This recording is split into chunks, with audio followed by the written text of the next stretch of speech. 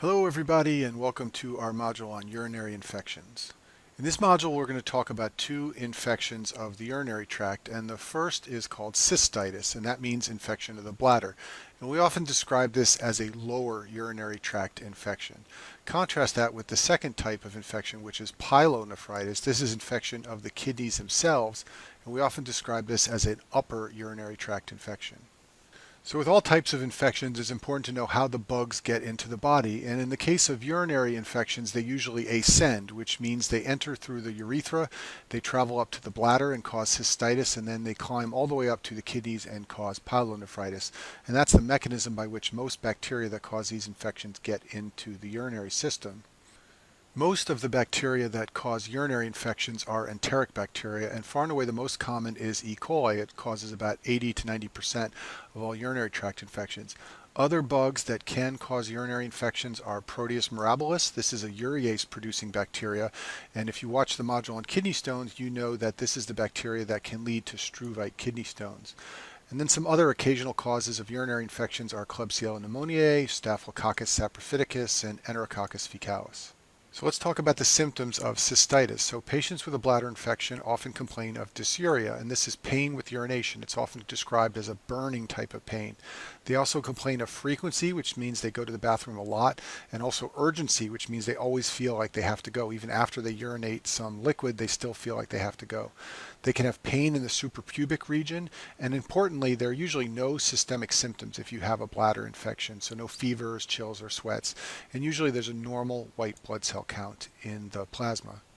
Contrast that with pyelonephritis. So patients who have a kidney infection generally have systemic symptoms like fevers and chills.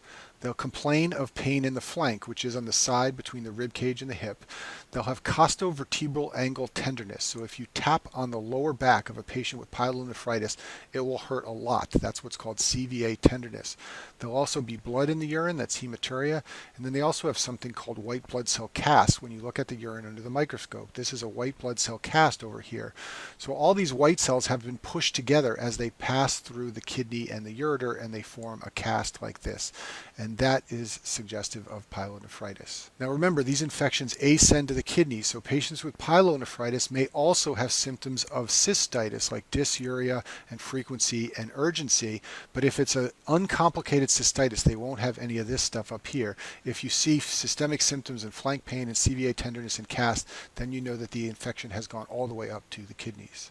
So let's talk about how you make the diagnosis of a urinary tract infection. The first thing you can do is urinalysis, and the easiest way to do a urinalysis is to just look at the urine.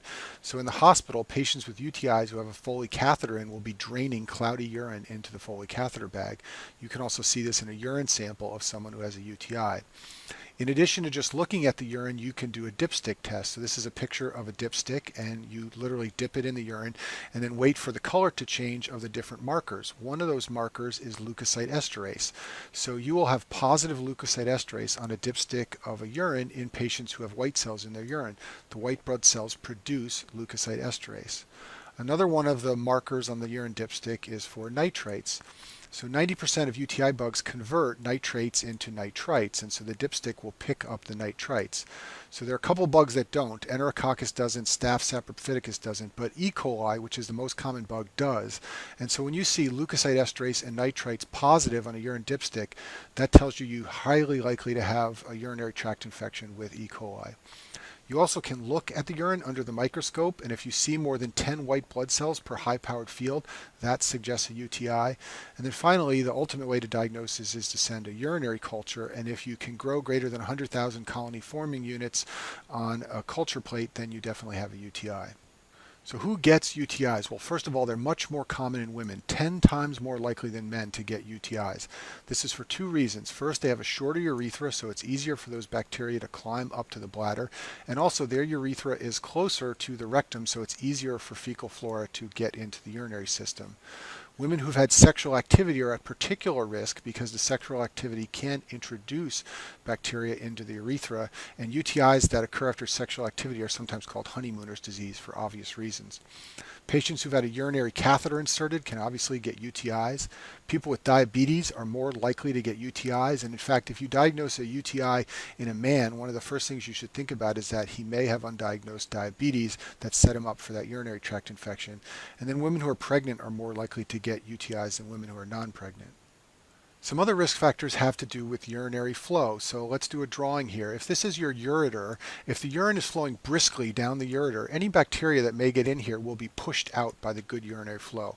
On the other hand, if you have a ureter with very slow trickling urinary flow, it makes it much easier for those bacteria to get inside and climb up into the urinary system. So any patient who has poor urinary flow is more likely to get a urinary tract infection. So who has poor urinary flow? Well, infants who have vesicoureteral reflux have ureters that insert abnormally into the bladder. So they have a chronic reflux of urine back into the ureters. This means they have poor forward flow of urine and they're at increased risk for infections. People who have a urinary obstruction for any reason are at increased risk for UTIs. So anatomic abnormalities in children can lead to this, bladder tumors in adults, or men who have enlarged prostates. All these groups are more likely to get urinary tract infections. The mainstay of treating UTIs is with fluoroquinolone. So these are antibiotics like ciprofloxacin, levofloxacin, and ofloxacin. Usually a simple 3-day course will clear out the bug. In pregnant women, nitrofurantoin, which is also called macrobid, is often used because it's safe in pregnancy. And then another drug you can use is trimethoprim sulfamethoxazole. This is called TMP-SMX.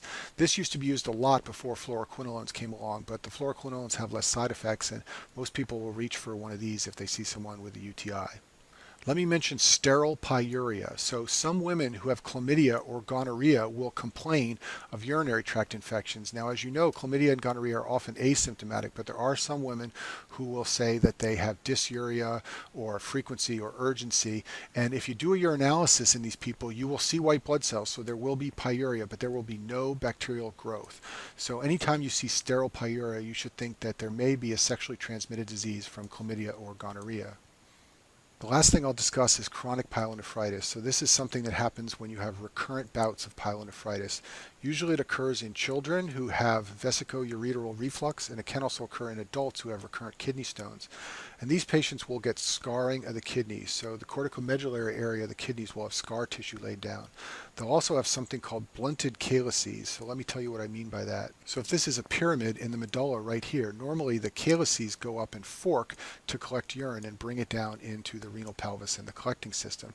In patients with chronic pyelonephritis, those forks get blunted off, and you can see this on radiologic imaging. You won't see the sharp forks. You'll just see a blunted, rounded calyx like this, which then brings urine down into the collecting system. The other finding that these patients have is something called thyroidization of the kidney. So when you look at kidney biopsy samples under the microscope, the tubules contain an eosinophilic material that looks just like thyroid tissue.